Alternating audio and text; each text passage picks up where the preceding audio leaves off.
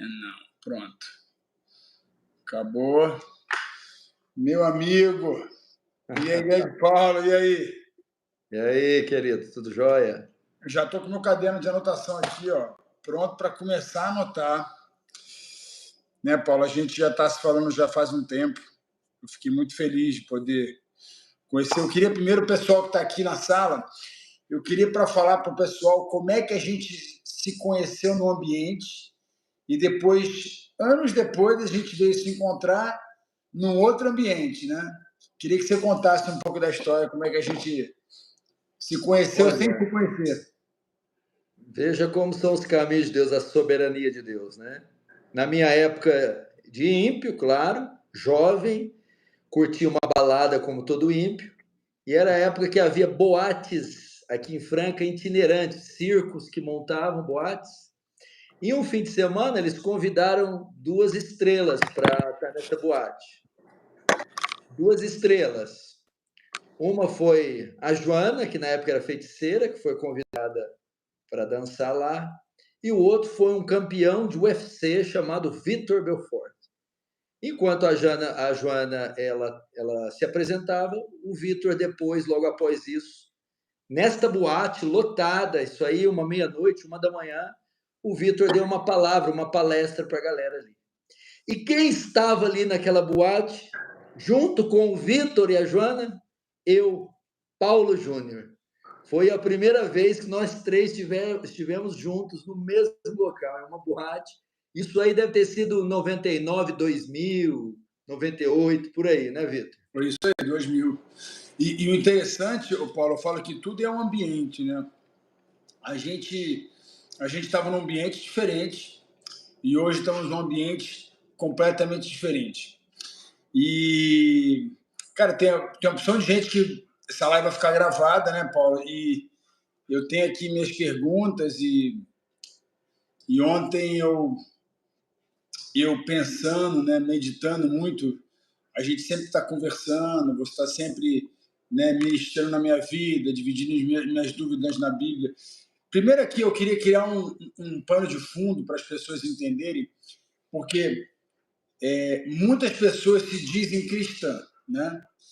Falo muito com meus filhos, até o diabo ele é cristão, né? O seu título não faz quem você é. O seu título jamais faz quem você é, né? O que faz quem você é a sua identidade. E a sua identidade está sempre forjada em algo, né? A sua identidade está forjada em algo que, né, nos seus valores, né? Eu falo que existem 2 maneiras de você viver: princípios, preferências. A pessoa que vive de preferências, ela está de acordo com o ambiente. O ambiente hoje é noitada, o cara vai para noitada. O cara não fala, não quero ir, não gosto. Né? O jovem tem direito de falar, não quero. Alguém te oferece uma bebida, não quero. Né? Alguém te oferece para assistir um negócio, não assisto isso. Né? Enfim, as pessoas perderam a identidade de falar não. Né? E quando a gente fala de identidade, eu queria muito que você pudesse explicar para a gente, né, assim, falar do que é o ser cristão Bíblia, né? Eu não quero falar do que o fulano acha, porque tem vários evangelhos, né? Tem um evangelho segundo Allan Kardec, tem um evangelho segundo Rastafari, aí tem o cristianismo, que é um cara que escreveu um livro, que criou uma religião nova, né? Assim, são várias pessoas que dizem que teve encontro com Deus e escrevem coisas. Eu queria que você falasse um pouco, só para a gente criar esse ambiente, a gente poder começar a entrar nesse ambiente. Interessante que você falou aí, quando você falou que até o diabo é cristão, Tiago fala assim, ó, crê que existe só um Deus? Faze bem, até os demônios creem e estremecem. Quer dizer, o que valida a nossa fé, o que diz se somos verdadeiramente cristãos ou não é aquele que se filiou a uma religião, nem se filiou a uma igreja, e nem aquele que obedece ali às regras e dogmas da igreja. Jesus disse isso para Nicodemos. Quem não nascer de novo não pode entrar no reino de Deus. Então, o que demonstra que somos verdadeiramente cristãos ou não é se nós nascemos de novo. O que é o novo nascimento? O novo nascimento é uma transformação radical causada pelo Espírito Santo. Ela não é aqui da terra. As águas do batismo não dão. O vocabulário cristão não dá. A igreja é institucionalizada, não dá. A terra não dá, vem lá do céu. É uma obra sobrenatural, onde o pecador morto ressuscita e nasce de novo. Eu costumo ilustrar que a conversão, Vitor, o cristianismo verdadeiro, o novo nascimento, é igual uma lagarta. Como é uma lagarta? Ela é cilíndrica, gosmenta, marrom. Ela entra num casulo, ela sai de lá uma lagarta melhoradinha. Ela sai de lá uma lagarta com listrinha? Não. Ela sai de lá um outro inseto, ela sai uma borboleta colorida que voa. O crente é assim, ele é uma lagarta miserável, quando ele é um pecador sujo, asqueroso. Rasteja, né? Ele não foi para a igreja e deu uma melhoradinha, botou um vestido, colocou terno, não. Ele foi transformado e agora ele é um novo ser. Tá, e só para terminar, e como que ele mostra isso? A identidade que você falou. Tiago fala assim: mostra a sua fé sem obras, frutos, que eu com meus frutos, minha mudança, meu caráter, mostrarei minha fé. Então hoje os crentes são figueiras sem frutos. Entendeu? Então esse é o verdadeira conversão, a verdadeira identidade. Ele passou para o novo nascimento. Não é só figueira com folha, é figueira com fruto. Então, essa é a ideia. O Marcos Flávio falou aqui metanoia, né? Metanoia é uma verdade. É Metanoia. Agora, uma coisa importante de falar, eu falo assim, todo mundo fala, eu sou atleta. Que tipo de atleta? Porque o cristão... eu sou cristão. Que tipo de cristão? Porque isso é uma coisa que eu queria entrar numa área importante. Jesus deixou só os pergaminhos, né? Digamos, a Bíblia é um livro que vai de Gênesis e Apocalipse. Por que pessoas criam o evangelho segundo isso, ou criem, né? Eu estava até outro dia conversando, estava na casa de um pastor que a gente ia na igreja dele no Brasil, né? E ele chegou assim para mim, para Joana e Vitor, vocês não podem falar que vocês são cristãos, vocês têm que falar que são evangélicos. Eu falei assim, por quê, pastor? Ele porque o evangelho é diferente, é um cristão diferente. Eu falei assim, tá bom, está na Bíblia? Não, então não vou falar. Pô, mas você é evangélico. E eu falei assim, eu não me considero evangélico não, até porque esse termo evangélico aí no Brasil tem muita picareta, né? A gente vê esses caras aí abrindo igreja, né? Ficando mega milionário, né? E criando... A gente vai falar um pouco disso. Então, assim, eu queria o que a Bíblia fala que nós somos? O que a Bíblia fala que nós somos? Em Atos, está escrito lá, Atos 11, em Antioquia, pela primeira vez os discípulos foram chamados de cristãos. Por quê? Por seguir a Cristo, por se parecer com Cristo, por imitar a Cristo, por obedecer a Cristo. Isso é ser cristão, ok? A questão é essa, que quando eles vão formular suas doutrinas, sua visão teológica, acaba inserindo um elemento pessoal, entendeu? E aí é que entra os problemas. Por exemplo, você vai ter homens que você admira, que você já conhece, mas você fala, pô, mas nessa área aqui, eu não acho legal como ele crê. Porque isso aqui é um ponto de vista pessoal particular, ok? Aí você tem um, você tem dois, você tem 10, quando você vê, você tem 100 que tem doutrinas que vão se divergindo. Até quando tem uma ou outra doutrina, não tem problema. A questão é quando esse homem que reúne seus seguidores tem vários pontos diferentes. E aquilo então para de ser um cristianismo histórico, começa a ser uma seita.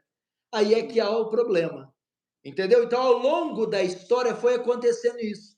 Homens preparados, estudiosos, sim, claro, mas que começaram a ter uma visão bíblica a partir da sua própria perspectiva. E aí criaram as suas doutrinas pessoais, que foram virando denominações, que foram virando religiões, e algumas até viraram seitas, que é o que estamos vendo aí.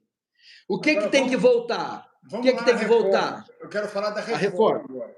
Vamos lá para a reforma. Porque no início, né, eu estou estudando, fazendo um curso que você me sugeriu, queria até falar para todo mundo, acho que deveria fazer esse curso para entender quem são esses homens que evangelizaram os Estados Unidos. E, através dos Estados Unidos, o Brasil foi evangelizado, não foi isso? Ou estou errado? Isso, foi. Então, claro. Assim, o Brasil só foi evangelizado porque esses homens migraram, né, perseguidos para os Estados Unidos por causa da perseguição.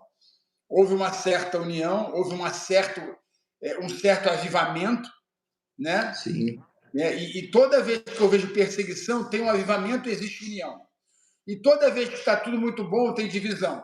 Porque o que eu percebi, Paulo, você me corrige, estudando, né, na minha pequena entendimento, e eu falo que eu não preciso entender muito, né? Eu sou um cara que sempre aprendi inglês sozinho, eu sou um cara que eu sou autodidata, né? É meu jeito. Então, assim, sim, quando eu percebo uma coisa, eu só quero entender os princípios, porque foi o que eu falei, nós discordamos de muita coisa, mas a gente não discorda dos princípios. Os princípios, eles são invioláveis. A gente vai discordar de muita coisa, né? Mas não tem problema. A nossa diferença não tem problema, né? Até porque a sua esposa e você são diferentes em muitas coisas. Enfim, eu e a Joana, a gente é diferente em muita coisa e mesmo assim a gente se ama. Então, eu queria muito bem voltar para uma área que esses homens, a perseguição uniu esses homens, né? E esses homens tiveram um avivamento. E quando está tudo muito bom, eu percebo que esses homens se separam e começam a abrir linhas, né? Doutrinas. Aí de uma doutrina surge uma outra doutrina, porque de uma doutrina surge uma outra doutrina. Eu queria falar um pouco sobre, assim, o pessoal aqui vai estar curioso para entender qual foi o início de tudo. Depois de Paulo, como é que foi até chegar aos puritanos? Vamos lá. Reforma. Para ter uma reforma, tem que haver uma deforma. Para haver uma deforma, tem que haver forma. Então, forma, deforma, reforma. Então, como é que é de novo? Primeiro é o quê? Primeiro, forma. Depois, deforma. Depois, reforma. Ok? Então, vamos lá. Forma. Jesus Cristo vem na Terra implantar o seu reino, ok? Prega o evangelho, morre na cruz pelos pecadores. Quando ele sobe aos céus, ele promete a descida de quem? Do Espírito Santo. O Espírito Santo é quem vai inaugurar a igreja, ok? Ela nasce aonde a igreja? Em Atos capítulo 2, no Pentecostes. Os discípulos estão lá sentados. Qual foi a cidade que ela nasce? Hã? Qual foi a cidade que a igreja nasce? A cidade onde eles estavam em Jerusalém, estavam lá. Então, o Espírito Santo desce e o que acontece? A igreja é formada. Eles são cheios do Espírito Santo e então começa a propagação do reino. Então, a igreja nasce. Agora, onde ela tem a forma? A conversão de Saulo, Atos 9. Saulo vai fazer o quê? Ele vai escrever e ele vai organizar a teologia, os princípios doutrinários com as suas 13 epístolas. Ele vai ser o grande teólogo da igreja primitiva. Essa é a forma. Ela vai começar a ter a sua forma doutrinária. Começa em Atos, o quê? Atos 9? Atos 9, com a conversão de Saulo, Deus chama um grande erudito para trazer forma. Então ele vai lá, ele vai explicar a justificação pela fé, a teologia da adoção, da reprovação, da condenação, forma, né? Tanto é que Atos 2, o que fala? E perseveravam na doutrina dos apóstolos. Atos 2, 42. Então ela toma a sua forma. Primeiro século isso. Jesus morreu, ressuscitou, o Espírito Santo desceu, inaugurou a igreja. Paulo se converte e agora vai estabelecer a doutrina e a teologia da igreja. Forma. Ok? Agora vai começar a deforma, século IV, com a conversão de Constantino. Agora é deforma, né? Deforma. Século IV. O imperador Constantino supostamente se converte. E o que ele faz? Ele declara... Século IV, não é isso? Século IV, isso. Constantino declara a religião oficial do império o cristianismo. E todo mundo fala, agora vai ficar bom. Não, ficou ruim. Porque parou a perseguição. Ficou todo mundo confortável. Ficou tudo bom. Uau. Era só você fazer parte do Império Romano que você era cristão. Não precisava fazer, não precisava converter, nascer de novo. Foi quando foi formada a religião, que foi quando adulteraram a reforma. Aí que acontece? A forma, deforma. E o que acontece? A igreja vai adotando elementos da cultura grega e romana na sua doutrina. Aí que começa o paganismo, imagens, dias, sacrifícios, rituais, velas, deforma. Nasce então o catolicismo romano. A igreja de Atos de Paulo, aquela pura, se torna católica romana. Olha a deforma, ela vai se perdendo. E vocês aí, só falam, dá um ok, dá um job, porque isso aqui é uma aula, Paulo. Que aula. Sim, top. Que aula, top. uau. Aí ao longo dos anos vai se adotando tudo que você conhece, Vitor. Missa, oração para mortos, peregrinações a Roma. Isso tudo foi criado pela igreja que era formada. Eu queria que você falasse um pouco quando forma a Igreja Católica, era formada dentro de um sistema político, não é isso? Sim. Aí o que acontece? Junta igreja e Estado, coisa que Jesus jamais juntou. Isso que é importante. Aí a junção da igreja com o Estado, não é isso? O Estado. Aí o que acontece? O Estado e os políticos passam a determinar, conduzir a igreja. Faz uma parceria que Jesus não fez. Aí se corrompeu de vez. Aí a gente chega no século XII, é o chamado período das trevas. Esse aí é o auge. Aquela igreja lá de Atos, de Paulo, agora século XII, está totalmente perdida. Aí do 12 ao 16 começa o quê? Aí o ápice da corrupção. O Papa da época é o Papa Leão X. Ele começa a dizer o quê? Ele quer construir a Basílica de São Pedro, que está lá até hoje. E não tem dinheiro. O que ele vai inventar?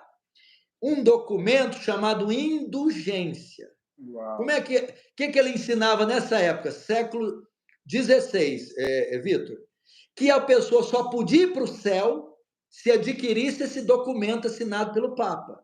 Quem tivesse o documento ia para o céu. Detalhe. Como é que é o nome desse cara? Papa Leão X. Papa, pô, de leão não tem nada, hein? Nada. Esse Papa aí tá para serpente, tá para... Papa Leão, não. Esse é o Papa Serpente. Tá, aí você tinha que ter o documento para ir para o céu. Só que tem um detalhe. Você tinha que pagar pelo documento. Uau. Ou seja, a salvação era vendida. Como é que era o nome do documento? Indulgência. Você acha que esse negócio de vender salvação é coisa de agora, Vitor? Já se vendia lá atrás, ó. Uau. Então a igreja se perdeu, a salvação indigência, era ele colocou que é indigência. Amém. Aí acontece então a deforma, agora a deforma. Agora vamos para o último. Então, entra em cena agora a reforma. Reforma. O que acontece? Lá na Alemanha, no século XVI, quando o Papa estava vendendo esses documentos, quando a igreja estava apostatada, perdida, Deus toca num monge alemão chamado Martinho Lutero. Século XVI. Século XVI. Se você... Olha uma coisa que interessante. Nessa época, por que também a ignorância e o paganismo predominou? Porque ninguém podia ler a Bíblia. Ninguém tinha acesso à Bíblia. Só os altos cardeais, só a alta cúpula da Igreja Católica podia ler a Bíblia. Nem padre lia a Bíblia na época. Ninguém podia ler a Bíblia? Ninguém. O cidadão comum não lia a Bíblia. Ninguém. Século XVI, Lutero é mandado para Roma para estudar. Aí o que ele vai fazer? Qual era o ano isso aí? 1516. Gente, é pouco tempo atrás, olha só. Pouco tempo atrás. Uau!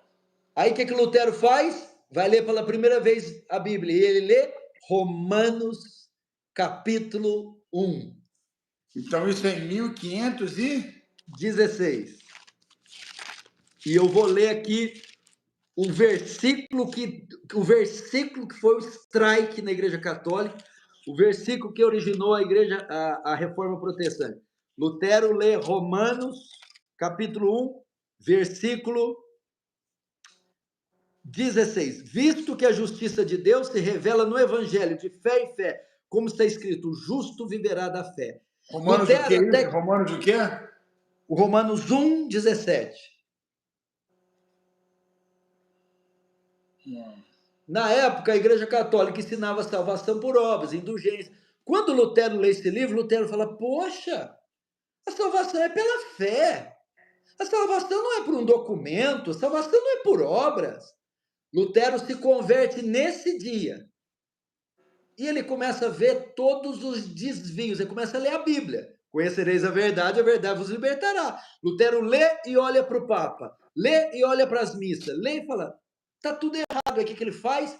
Escreve 95 teses, 95 protestos contra a Igreja Católica.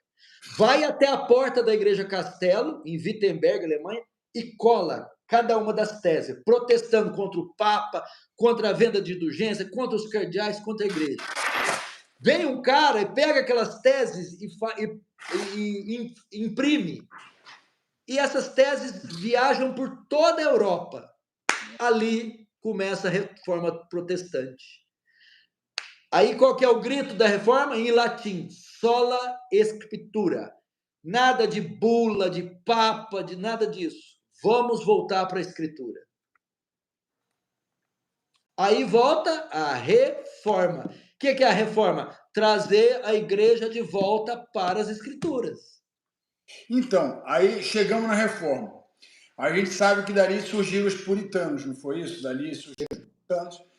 E é importante falar isso. Por que hoje, eu queria que falasse, hoje em dia, eu falo que o cara que está se convertendo, essa mensagem agora vai sair, porque o cara se converteu. O cara foi lá na igreja do universo. Ele foi lá da igreja do universo. Aí chegou lá naquela igreja, ele tem a doutrina daquela igreja. Aí ele vai na igreja da Assembleia. Aí ele tem a doutrina da Assembleia. Aí ele vai na igreja protestante. Aí vai na igreja Sal da Terra. Sei lá. É tanto nome de igreja, é tanta doutrina. E eu queria que você falasse um pouco da onde surgiu, né, depois da reforma, da onde veio o pentecostal e depois veio o neopentecostal. Porque quem se converteu, eu falo o seguinte, quem se converteu e não entende o processo do que é o cristianismo, né? Porque quando Lutero pega a Bíblia e lê a Bíblia, ele fala, esse padre aí é picareta, esse cara aqui é assaltante de carteira. E a gente sabe que a religião, ela controla, é o médico da alma. Se você tiver com um pastor que não te dá o medicamento certo, você vai ficar doente e você vai ter uma morte terminal. Mas se você tiver o pastor certo, a pessoa que não é perfeita, mas que ela te leva para o caminho, eu falo que ele é o médico que vai te dar vida, vai te dar vida eterna. Então, assim, eu fico imaginando sempre a salvação. Quantos pastores vão ser julgados pelas almas que eles desviaram, né? Então, eu queria que você falasse sobre esse cristianismo depois da reforma, vindo os puritanos, e da onde surgiram esses movimentos que hoje tiraram as escrituras, eles colocaram a sua visão, interpretaram sua experiência e criaram um movimento. Nós temos que entender que alguns movimentos são diferentes, mas são legítimos, são bíblicos. Outros não, outros são heresia. Olha essa frase de Lutero. Onde Deus planta uma igreja, o diabo planta uma capela. Uau. É assim, meu irmão. O que o diabo é? O diabo é o imitador de Cristo, né? Esse é um falsário, um falsificador. Então, o que ele faz? Ele levanta a falsa religião, a falsa igreja. Então, muitas coisas que aconteceu depois da reforma, o que é a reforma? A reforma é um golpe no diabo. A heresia é um contragolpe do diabo. Golpe e contragolpe. É assim. A luta não fica barata. O diabo recebeu uma queda, né? Essa pergunta é boa, depois a gente responde ela. Depois você responde, não esquece não. Sim. Então, o que acontece? Acabou a reforma e a igreja foi se reformando. Aí teve a reforma em Genebra, com João Calvino, né, na Suíça, Zwinglio, e foi se espalhando por toda a Europa, até que chega na Inglaterra. E vai começar um movimento chamado puritanismo, que quer que a igreja da Inglaterra se purifique do catolicismo, seja mais pura doutrinariamente. Então, eles pegam as ideias dos reformadores. E para dar um pause aqui, o puritano era uma maneira, é um pejorativo, né? Porque eles criaram esse nome para sacanear, não é isso? O puritano foi o apelido que eles receberam por. Esses caras são os puros, querem tudo certinho, tudo bíblico. Mas, na verdade, puritano é um termo a se referir. O cara é bíblico. O cara não quer nada fora das escrituras. Então, é um movimento que começa na Inglaterra, que deseja a purificação da igreja, né? Porque o rei Henrique VIII não fez uma reforma completa, que ele cria o anglicanismo, que vem com as ideias da reforma, mas deixa muita coisa do catolicismo. Os puritanos vão dizer, não, a reforma aí não está completa, não. Bota mais Bíblia nesse negócio aí. Vamos purificar a igreja da Inglaterra. Aí, purificar puro, puritanos. Então, seria a classe de cristão mais próxima dos apóstolos, talvez. Os mais sérios, mais bíblicos, mais santos, que nós temos muito que aprender.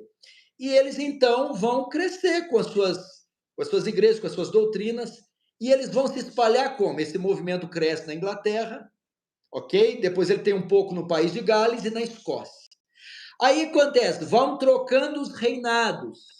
E outros reis. Blood Mary, né? Blood Mary entra. Aí vem a terrível Blood Mary, rainha sanguinária, começa a perseguir e mata só de pastor puritano, ela mata 2.000. E acontece que eles vão se espalhar. E esses puritanos vão migrar para onde? Nova Inglaterra, que hoje é os Estados Unidos, e vão ajudar a colonizar os Estados Unidos. Por isso, os Estados Unidos é essa potência, ele foi fundado no Evangelho. Ele foi fundado, as universidades, os conceitos, a família, Yale, tudo vem dos puritanos. Quem então que são os puritanos? Eles herdaram a herança dos reformadores, Lutero, Calvino, Zwinglio, aperfeiçoaram ainda mais essas doutrinas, vieram ali da Inglaterra, e com a grande perseguição se espalharam, e boa parte veio para os Estados Unidos. E dos Estados Unidos, pouco depois, eles enviam missionários também para o Brasil. E aí essas igrejas, as primeiras igrejas no Brasil, vão ser igrejas históricas, que herdaram a herança lá da reforma. E o anglicanismo, quais são as religiões que surgem do anglicanismo? Não, as religiões que surgem da reforma, vamos dizer assim, temos a igreja primitiva, primeiro século. Igreja Católica Romana, sexto século, é onde o primeiro Papa é formado. Aí temos no século XVI, a igreja protestante, protestantismo. Aí vai sair o luteranismo e o calvinismo. Depois, pouco tempo depois, vamos ter o arminianismo, fundado por Armínio, entendeu? Então eles leem a escritura, a salvação de uma outra forma, que não os reformadores clássicos e não os puritanos. E aí saem essas doutrinas. Aí acontece o quê? Século XX, 1910, Azusa Street, em Los Angeles, Califórnia. Reuniões dirigidas por um homem chamado William Seymour, que veio do estudo teológico de Topeka, no Kansas. Começa a fazer reuniões de avivamento. E pessoas começam a frequentar aquelas reuniões. E dizem estar sendo cheias do Espírito Santo e tal. Ali começa o movimento pentecostal. E homens tiveram contato com esse movimento. Gunnar Wingre e Daniel Berg. Eles são batizados no Espírito Santo, passam por esse movimento e viajam para o Brasil. Em 1911, e ali, nesse período, nasce as Assembleias de Deus aqui no Brasil. Então foi 1900 e quanto na Rua Azul? 1910 vem a Congregação Cristã, a primeira igreja pentecostal. Eu sei, mas a Rua Azul foi que ano? 1906. Ali nasce o pentecostalismo, em 1906. Aí no Brasil nasce quando?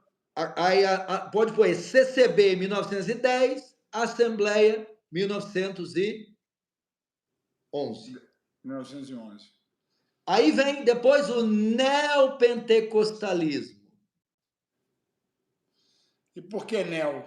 Eu queria saber por Porque que é um pentecostalismo sofisticado, novo, carismático, moderno, entendeu? Fizeram uma leitura do pentecostal clássico. Qual foi o ano do neo? O neopentecostalismo pode colocar entre 60 e 70. Só que o neo já veio com uma pegada tudo errado. Porque o pentecostalismo clássico crê no quê? No batismo com o Espírito Santo, como segunda bênção, com evidência de falar em línguas. Até aí tudo bem. Vem o neopentecostalismo, que é o quê? Ele é influenciado por um homem chamado Essek Kenyon, que ensinava a confissão positiva. Qual que é a ideia dele? Que Deus deseja que não é a vontade de Deus que ninguém sofra. Olha que absurdo. Quem é esse cara? Essek Kenyon. Esse é Canyon. Esse é o Kenyon. Esse é um Canyon. Ele é um Canyon. Olha só, não é a vontade de Deus sofrimento, não é a vontade de Deus doença, e é a vontade de Deus que todo mundo seja rico. Olha qual que é a jogada. Vitor, você já viu um pai rico e filho pobre? Não. Então, peraí, como é que Deus, sendo rico, vai deixar seus filhos pobres? Então, não é a vontade de Deus. Aí vem o quê? A teologia da prosperidade. Que se você é ser empregado... Se a você minha pergunta é, esses caras começaram o ministério sem um dinheiro. Terminaram com avião, né? Terminaram com supersônico. Supersônico, né? Caramba. Agora, como é que pode? Isso eu não entendo. Eu estava conversando com você mais cedo, e uma coisa que me dá muita... Eu adoro fazer pergunta. Eu adoro fazer pergunta para mim, até para me crescer. Então, preste atenção, vocês estão... É uma aula mesmo, Rebeca. Preste atenção no que eu vou te falar. Se eu chegar para uma pessoa e falar assim, me dá todo o seu dinheiro, que eu vou fazer um investimento. Ou melhor, você contrata um investidor. Você contratou um investidor, você quer investir o seu dinheiro todo mês lá. Você vai pegar uma porcentagem do seu salário e você vai botar naquele investimento. Aí, você chega para o seu marido e o seu marido pergunta, e aí, como é que está o investimento? Não sei. Eu dou lá, o cara se vira, o cara faz o que ele tem que fazer. Ué, estou confiando nele. É mais ou menos a mesma coisa do contribuinte da igreja. Por quê? Se eu sou contribuinte numa igreja, se eu estou contribuindo, aquela igreja não vive de salário, aquela igreja vive de contribuição. Eu preciso saber o que a igreja está fazendo com o meu dinheiro que eu contribuo. Se é R$1, se é 1.000, se é 2. Não interessa, é igualitário. Quando Deus ele olha para o salário, ele não vê quem dá mais. Até porque aquela moeda daquela menina lá tinha muito mais valor do que toda a fazenda que deram aquela. Então, assim, não tem essa quantidade de dinheiro. Não se preocupa com quantidade de dinheiro. Ó, você que está no canal aqui chegou, vocês estão recebendo uma aula que é assim, é graduação bíblica. Hoje você sai daqui com a faixa preta. Pelo menos ninguém vai te enganar mais. Então, já que você está recebendo isso, você me faz o favor, você vai fazer o subscription, vai dar um like, porque tem muito conteúdo joia. Fala aí, pastor, como é que tá os conteúdos que vão vir? Vai vir muita coisa boa, vai vir doutrina, Faixa preta, vai vir faixa preta. Vamos falar de doutrina, de teologia, de dieta, vamos falar de treinamento, vamos falar, enfim, família. Tudo. Bom, vamos responder aqui o Vitor. Muito interessante isso aqui. Nós estamos falando de algo que foi gerado pela teologia da prosperidade, virou o business do Senhor. Uau. Essa que é a verdade. Não do Senhor, business da religião, que é feita da religião. Não do Senhor. fizeram da igreja um cassino, uma bolsa de valores, sei lá, qualquer outra coisa, menos a igreja. Se Jesus estivesse aqui hoje, pegava o chicote e mandava... Virava a mesa. Virava nesses cambistas. É café pequeno que aconteceu lá 2000 anos atrás, perto do que está acontecendo hoje. Vamos lá, tem duas coisas que eu quero mostrar. Tem o corrupto, mas tem também o corruptor. Tem o cara que pede 1.000, mas tem o cara que está dando 1.000 esperando ganhar 2.000. Não é só o falso profeta que é ganancioso, não. É ganancioso quem pede 1.000? É. E quem dá 1.000 esperando 2.000? É pior. É ganancioso então, assim, também. É o corrupto. Esse é o... Como é que você botou a palavra? Corrupto e o corruptor. Entendeu? Gostei. É aquele que também está dando dinheiro interessado em receber. Tem isso também. É muito importante que a teologia da prosperidade também, Vitor, quem ela pega? Os gananciosos. Não é verdade? O cara está prometendo Ferrari, mansão, saúde para o cara que dá o dízimo, para o cara que dá a oferta. Então a pessoa não está dando ali para ajudar aquela igreja, ela está dando como se fosse uma loteria. E isso está acontecendo muito nesses coaches, esses life coaches aí, que os caras ficam parecendo com Ferrari, Black Mercedes, né? Os caras vendem, e é o seguinte, foi o que você falou, porque os caras são corruptores e gananciosos. Uau. Sim, sim. E eles estão vendendo isso. Quem que segue esses coaches também, Vitor? É quem quer ser como eles, ganhar dinheiro fácil, ficar rico da noite para o dia, entendeu? Infelizmente, esse pessoal descobriu um nicho muito lucrativo, a igreja. Uau, e falar nisso, a igreja hoje, meu irmão, dá até tristeza. Eu fui ontem lá na Lagoinha, foi muito bacana, foi gostoso demais. Você viu lá o pai do André Fernandes, cara, demais. O paizão lá foi carinhoso, o pessoal. E eu falei sobre a riqueza, né? O que Deus acha dos ricos, né?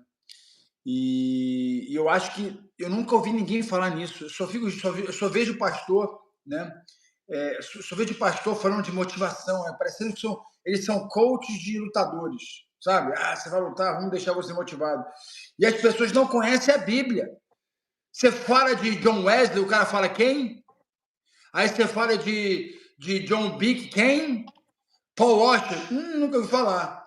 Então, assim, eu falo, meu Deus, mas você fala o nome do cara que tem um cabelinho bonitinho, que tem o cinto H, o cara que está lá.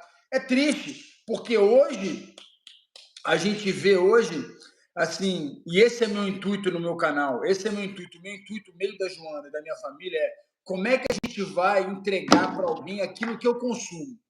Eu não vou entregar Monange. A Xuxa fazia propaganda da Monange, nunca usava.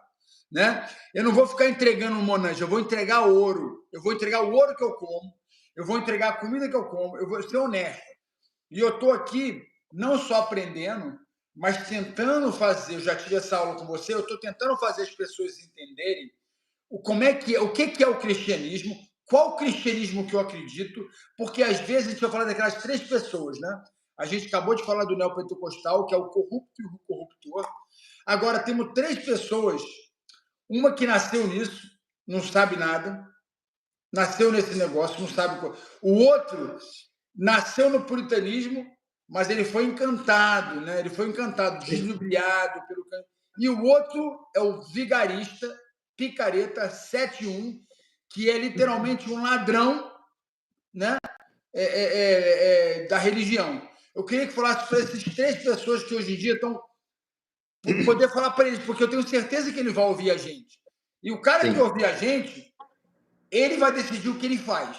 Eu não estou falando nada da minha pessoa. Eu oro muito pelas pessoas, eu oro pelos 3 grupos.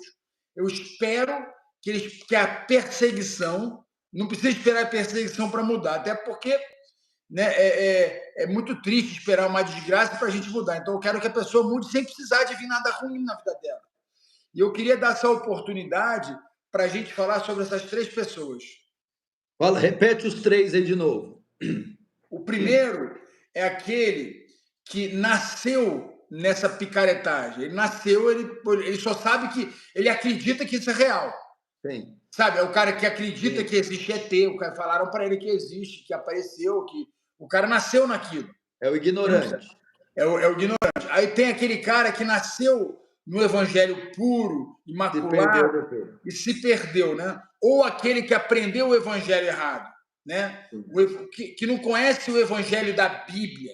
Ele, de repente, ele veio do catolicismo, a adoração de imagens. São pessoas boas, mas elas acreditam que aquilo ali foi criado por Jesus. Na realidade, foi criado pela Igreja Católica Romana, que era a igreja do Estado com a religião, né? Sim. O controle e o terceiro financeiro. É o falso. Isso. Então, assim, vamos falar dessas pessoas que aprenderam errado. Vamos lá. Como é que eles vão aprender o certo? Aí tem o terceiro, que é aquele cara que ele entrou no intuito de ganhar dinheiro. Falou assim, meu irmão, já que isso aqui... Entendeu? Isso aqui para mim é ótimo, vou ficar milionário. Vamos lá. O primeiro, vamos para o ignorante. O cara faz o que faz, prega o que prega, ensina o que ensina, canta o que canta, cria a igreja que criou, porque ele foi ensinado assim desde cedo. Ele não conhece outro evangelho, outra fé, além dessa.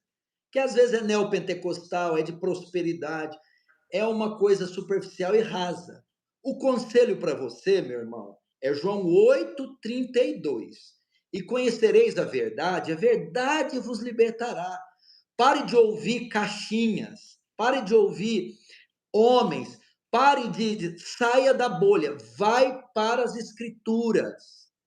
E se você for consultar homens, consulte aqueles que vieram em 2000 anos de história da igreja, que concordam um entre si. Talvez você está crendo numa coisa que só vocês acreditam, e ninguém mais. Talvez você foi ensinado dentro da sua bolha, dentro da sua visão. Esse pastor que eu falo, ele falou que é o macumba gospel, né? Poxa, o profeta tal, quero ouvir profecia, né? É o camarada que é o macumbeiro gospel. Me fala um pouquinho desses caras aí. Qual é esse problema? Quando que essas coisas acontecem? Quando a igreja, o pastor, deixa esse livro aqui. E ele vai ter outra fonte de revelação acima das escrituras. Então ele obedece que essas seitas, por exemplo, se você vê esses caras, tudo que eu citei, Mormons, o criador Joseph Smith, sabe como que ele criou a seita? Diz que ele falou com um anjo, o anjo falou com ele. O Testemunho de Jeová, essas seitas todas, viu um anjo, Deus falou com eles de forma física e visível. Aí Paulo vai falar em Gálatas, mesmo que eu, Paulo, ou um anjo do céu, vos anunciar outro evangelho além desse, considere anátema. Qual o versículo? O pessoal vê esse versículo. Gálatas 1:8 e Gálatas 1:9. 1:8 e 9. Então veja só, querido, essa macumba gospel, esse folclore, esse conto de fadas, é porque vocês saíram das escrituras. Vocês estão crendo mais em visões, sonhos e profecias do que na palavra de Deus. Você entrou dentro de um caixote e de uma bolha e não sai daquilo. Minha orientação para vocês, volta para as escrituras. Volta a confessar o evangelho que 2000 anos de história de igreja confessaram. Volta para o evangelho de Paulo, dos apóstolos, dos reformadores, dos puritanos. Então, você vai conhecer a verdade. Esse é o primeiro. O segundo. O que é o segundo? Começou bem, fiel, santo. Esse segundo é o que está cheio no Brasil. Quantos pastores começaram bem, santos, igrejas bíblicas, mensagens bíblicas, e hoje se perderam, se venderam a teologia da prosperidade, ou curandeirismo, ou até caíram mesmo, se tornaram ímpios, pagãos, apóstatas. Aonde você se perdeu? Acontece que durante a nossa caminhada, o que acontece, Vitor? Muita gente, para crescer, a pessoa deseja expandir o seu ministério. Aí o que ela faz? Ela precisa negociar. Ela precisa de aliança. Princípios. E aí o que ela faz? Ela negocia princípios e ela abre mão.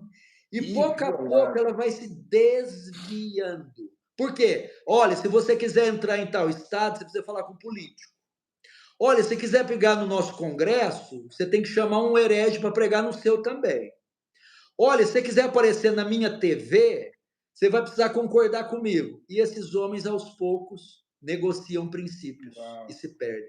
Meu conselho para você, Apocalipse capítulo 3, lembra da onde caíste, volta, pratica as primeiras obras, se arrepende. De novo, Apocalipse. Apocalipse capítulo 3, vou mostrar aqui o versículo agora.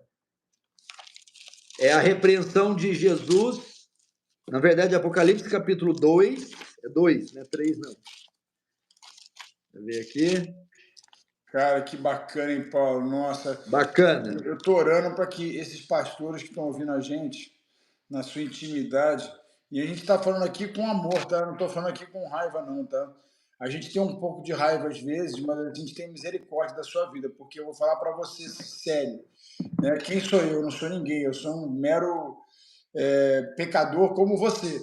Mas a diferença entre eu e você, que está nesse caminho aqui, né, de que começou bem e está perdido, é uma.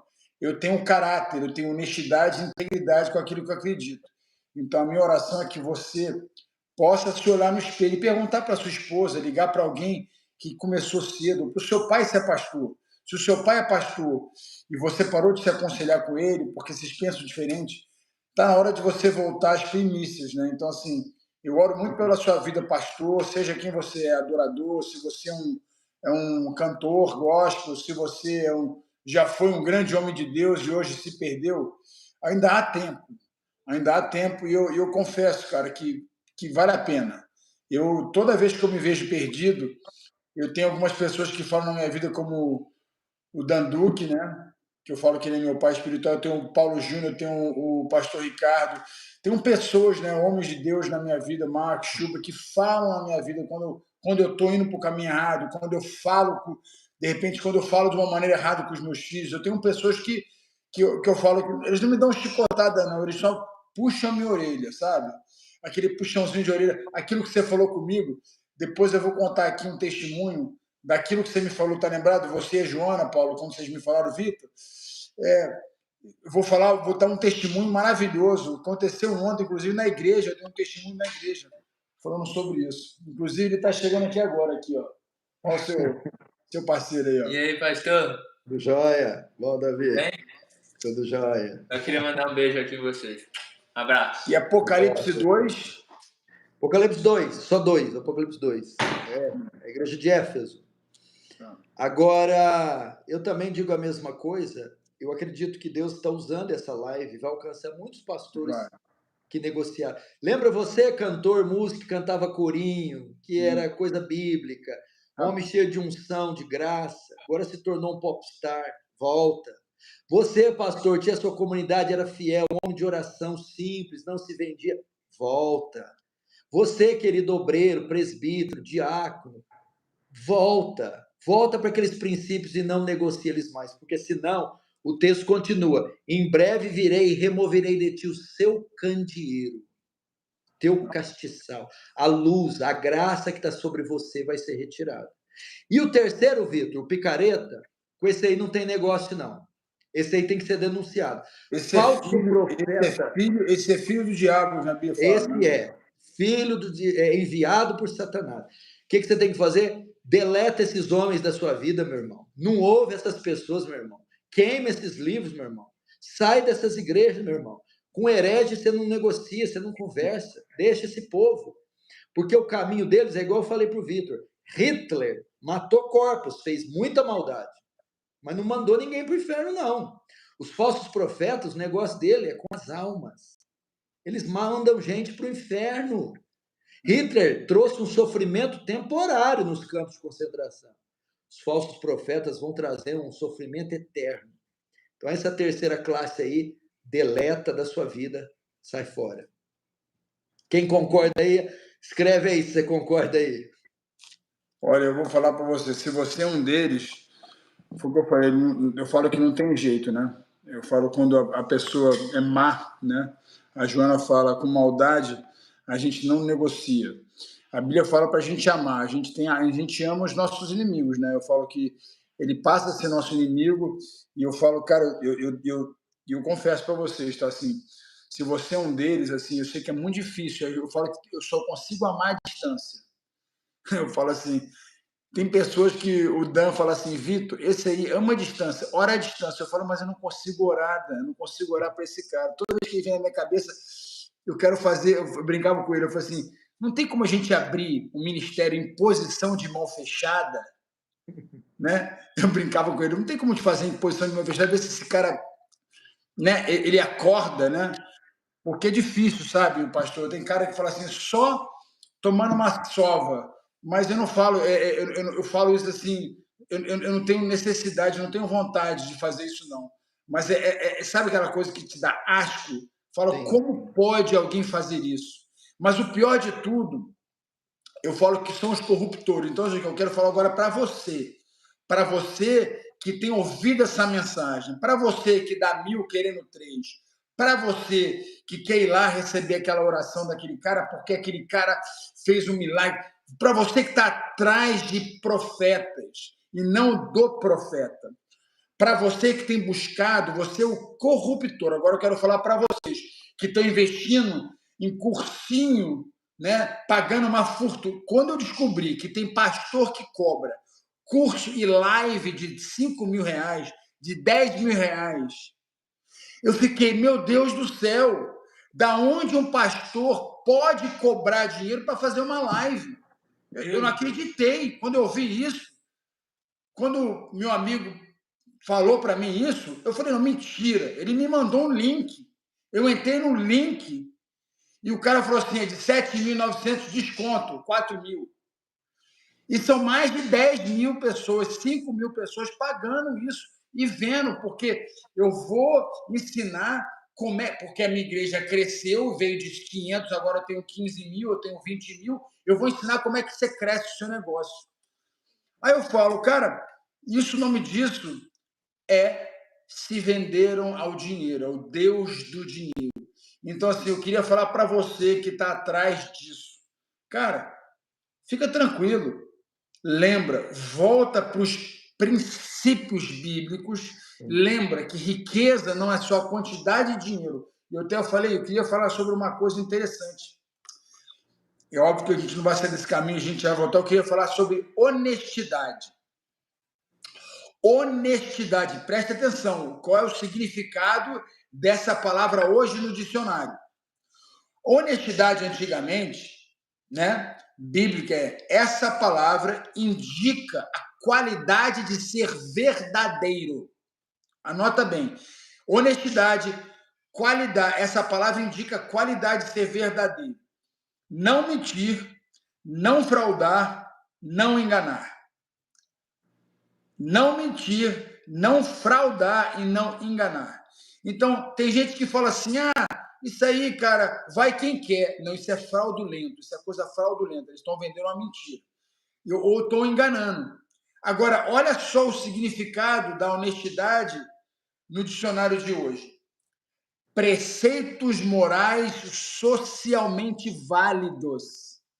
Olha o diabo escrevendo. Eu consigo ver Satanás escrevendo isso. Total. Pô, o que é honestidade? A sociedade aprova. Então, o exemplo disso, vou dar um exemplo. A cidade da Califórnia.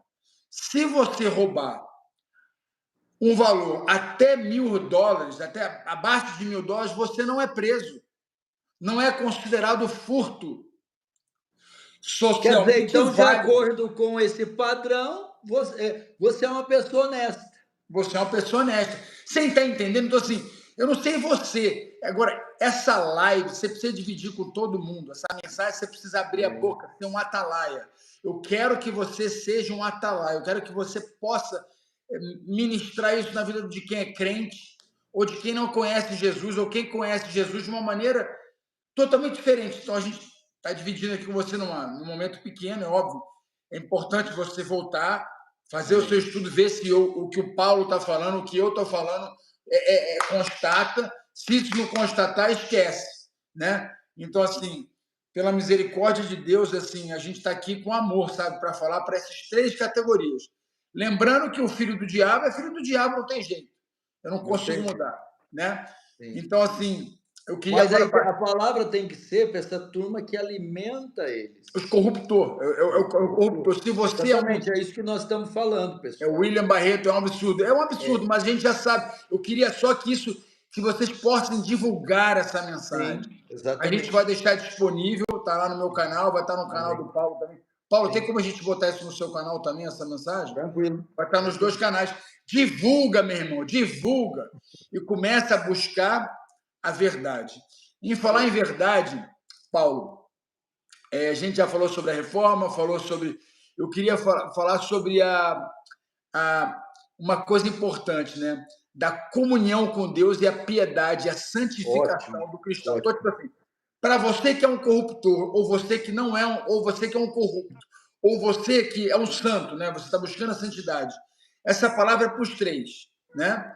Você vai escolher o que seguir, né? Mas eu queria que você falasse sobre a santidade, a comunhão e a piedade. Sim, esse, Vitor, é um desejo, é uma pergunta da maioria dos cristãos sinceros. Quem está me ouvindo aí ama a Deus, tem vontade, deseja muito crescer em santidade, na piedade, na comunhão com o Senhor. Muitas vezes não consegue, muitas vezes fica triste de não andar à altura do que poderia. Eu quero te dar umas dicas para você. Primeiro, eu não quero começar dizendo que é uma coisa fácil. Não é. No pain, no gain, como sempre eu falo. Sem dor, sem crescimento. É necessária a primeira coisa, disciplina. Coloque isso na sua cabeça. Sem disciplina, você não cresce nem em campo natural, nem espiritual. Você precisa de disciplina. E disciplina com o quê? Os reformadores e os puritanos diziam que para crescer em santidade e piedade, nós temos que usar os meios da graça. O que são os meios da graça? As ferramentas que Deus deixou para nós crescermos espiritualmente. Leitura e meditação das Escrituras, oração, o culto público e a comunhão com os santos. Você precisa pelo menos desses 4 elementos. Vou falar novamente. Leitura e meditação da Escritura, oração particular, presença no culto público e a comunhão com os santos, com os outros irmãos. Leitura. A leitura é comparada a uma refeição. Quem é que fica 5 dias sem comer? Se você ficar 5 dias, o que vai acontecer? Você vai ter uma complicação no seu organismo, vai te levar a um estado de anemia. A palavra de Deus é um livro que precisa ser consumido diariamente. Então, leia porções das Escrituras todos os dias. E leia sistematicamente, não fica lendo pensado, não. Começa Mateus, acaba Mateus, vai para Marcos. Lê o Novo Testamento inteiro, linearmente, ok? Segunda, oração. Infelizmente, muitos entendem a oração, Vitor, como uma bolsa de valor. É pedir, pedir, pedir. Não, meu irmão. Oração é entrar em uma audiência com o Rei do Universo. Sabe esse mundo que você vê, as galáxias, os oceanos? Tem um Criador, um Rei. Quando você ora, você entra em uma audiência com Ele, Ele te recebe nos seus átrios, nos seus palácios. Desenvolva uma rotina de oração. A oração é como musculação. Se você não se exercitar, atrofia. Então, todos os dias, você se exercita orando e aumenta gradativamente. É como aumentar uma carga. Aos poucos, você vai vendo sua musculatura espiritual crescer. Terceiro, o culto. Como é bom ouvir a palavra pregada por um homem de Deus, cantar louvores com os irmãos, participar da ceia, testemunhar o batismo. Tudo isso vai ajudar você. Então, não fique sem frequentar cultos. E quarto, esse a maioria não conhece. Comunhão, koinonia. Você quer ver? Quantas vezes, Vitor, a sua comunhão comigo, um simples conversar, um áudio, um escrito, edificou você, edificou a mim? A comunhão santifica. Toda vez que a gente se fala, tem edificação.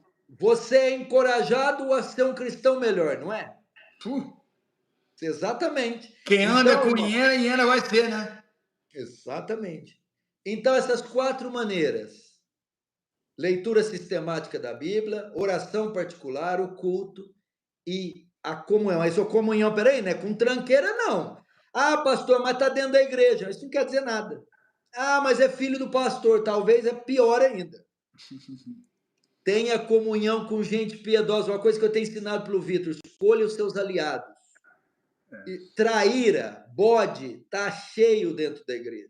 Ok? Tá cheio. Aliás, Vitor, tem gente na igreja que, se você tiver comunhão, você piora a sua fé. Você é levado à carnalidade, não à piedade. Rapaz. É verdade. E o pior são homens santos.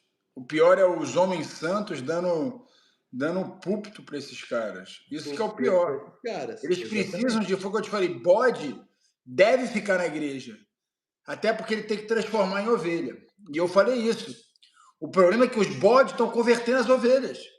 Sim. E quando o bode converte a ovelha, já era. A igreja virou uma igreja de Satanás. Sim. Porque o bode, para quem não sabe, o bode é a imagem do satanismo, né? Sim. O bode é a imagem de Satanás. A ovelha é a imagem do cordeiro, que é Cristo.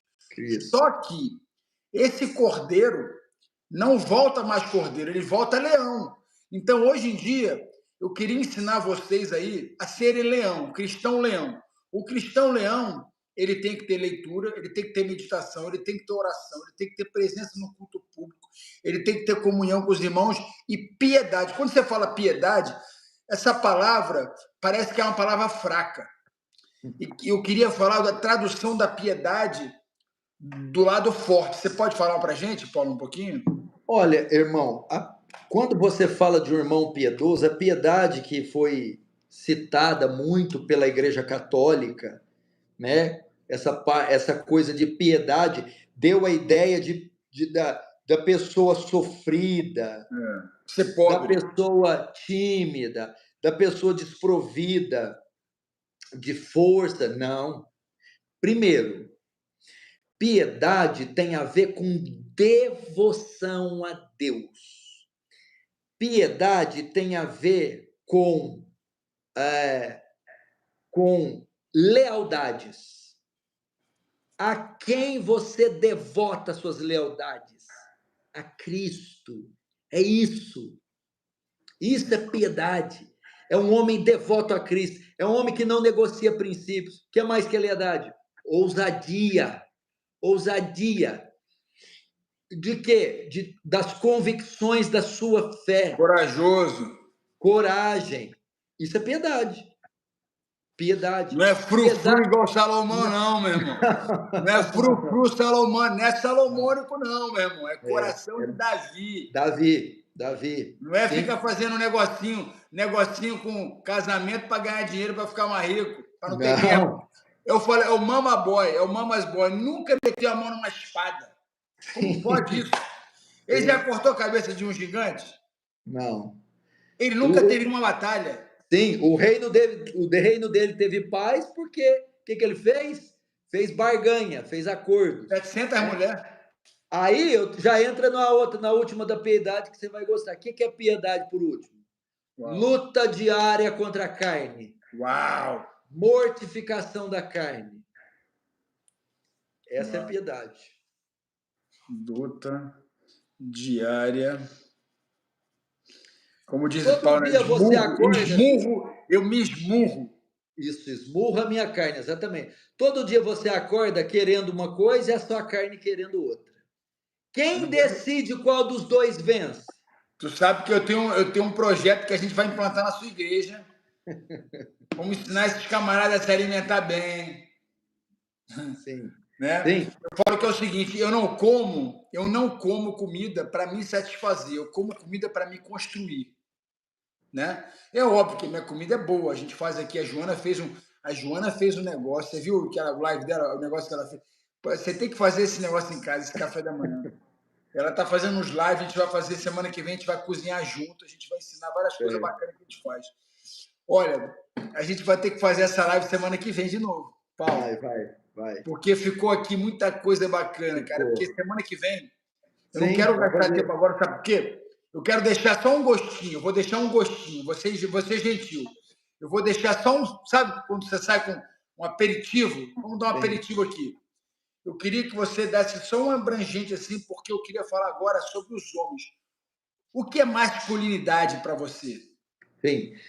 Eu vou usar aquilo que eu já te falei. A masculinidade pode ser resumida no 4Ps, nos 4Ps.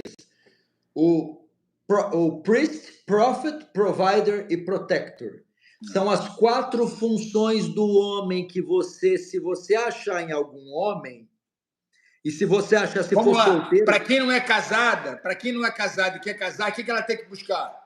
Se você achar esses 4, casa agora, porque está em extinção, viu, minha filha? Ele tem que ser 4 P's. É o sacerdote, o priest, profeta, o prophet, o protetor, protector, provedor. Primeiro, o sacerdote. Quem era o sacerdote? Que se colocava entre o povo e Deus, que apresentava as necessidades do povo diante de Deus. É o homem que é o intercessor da família. É o homem que coloca o fardo da família nas costas. É o homem que compra as guerras espirituais da família.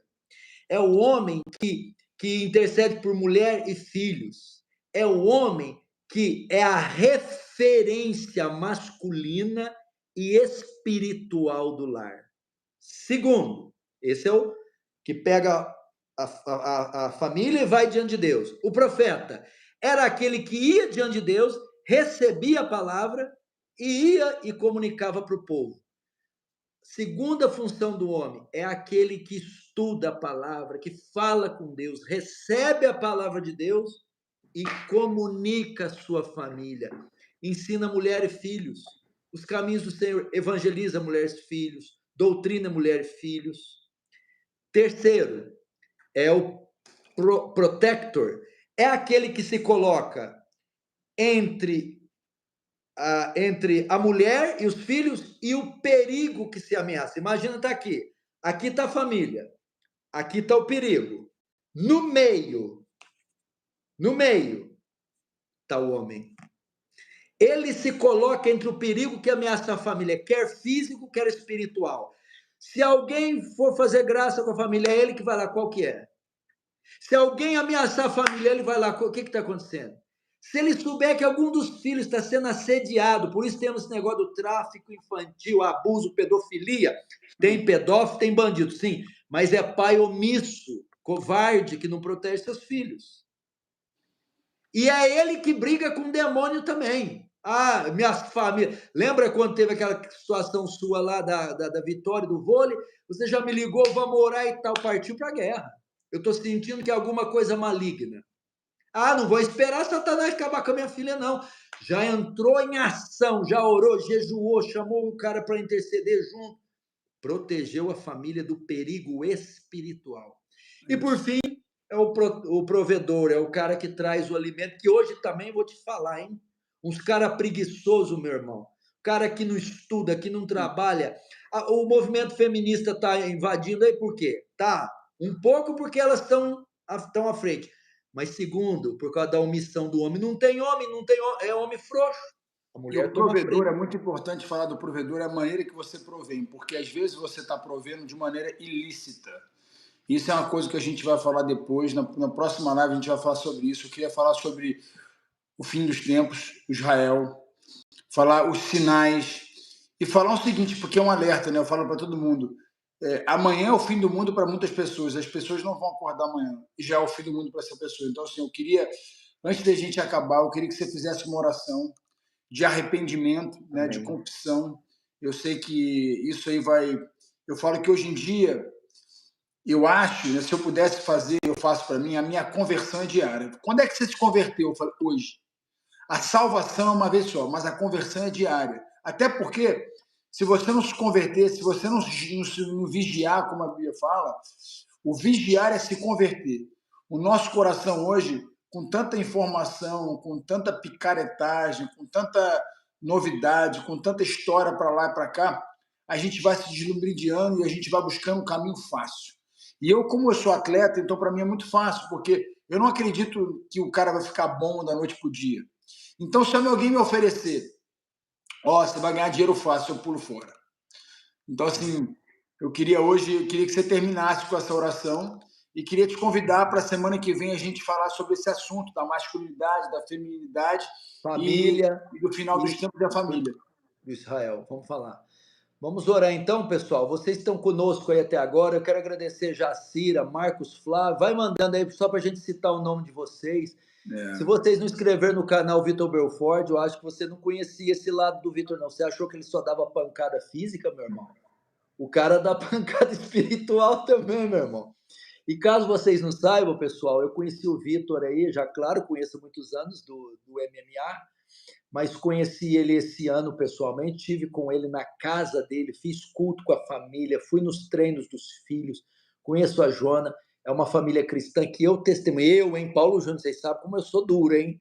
E eu tenho desenvolvido uma amizade, um discipulado com ele e toda a família, e esse pessoal aí, essa família é simplesmente maravilhosa, graciosa. Wesley, Deus abençoe, Pedro, Leila, Jacira, Laurene, Deus abençoe todos vocês. Vamos orar então, pessoal, vamos fechar os olhos aí, vamos orar então. Querido Deus, queremos te agradecer, Senhor, porque o Senhor é um Deus misericordioso, amoroso. Onde nós estaríamos se não fosse o Senhor? O Senhor nos resgatou da lama, do pecado, da iniquidade, do engano, Senhor, e nos salvou sem nada bom ter visto em nós, porque o seu amor é incondicional. Seu amor, Deus, transpassou barreiras, a droga, o pecado, Senhor, a bandidagem, a mentira, a lascívia, a corrupção, e nos achou, e nos trouxe para essa graça. Obrigado, Senhor. Quem senão o Senhor para salvar homens como Vitor, como eu, como os irmãos que estão nos vendo? Quem senão o Senhor para nos unir nessa fé que transcende a religião, a denominação? Ela é muito maior. O sangue de Jesus foi vertido para ganhar vidas, pessoas, para salvar a única igreja verdadeira, a igreja invisível que está espalhada por todo o mundo. Senhor, oramos para o Senhor abençoar cada um que nos ouve, guardar do mal. Oramos por Israel, a Palestina, esses conflitos violentos, Senhor, malditos. Tem misericórdia dessa gente. Poupa as crianças, as mulheres. Faz cessar essa guerra, Senhor. É muito sangue derramado. Tem compaixão, Senhor. Pai, por fim, eu oro para que o Senhor use esses canais como instrumento da propagação do Evangelho. Oh Deus, nos usa, apesar de sermos fracos e pecadores, para anunciar nos quatro cantos dessa terra o poderoso, glorioso Evangelho da graça e da glória de Cristo, em nome de Jesus. Em nome de Jesus. Amém. Amém, Paulo. Olha que alegria. O pessoal está lá na sala, deixa eu ver. Vamos lá. Vamos lá, vou trazer o pessoal aqui. Vamos aqui. Eu vou dar tchau em família para vocês, tá?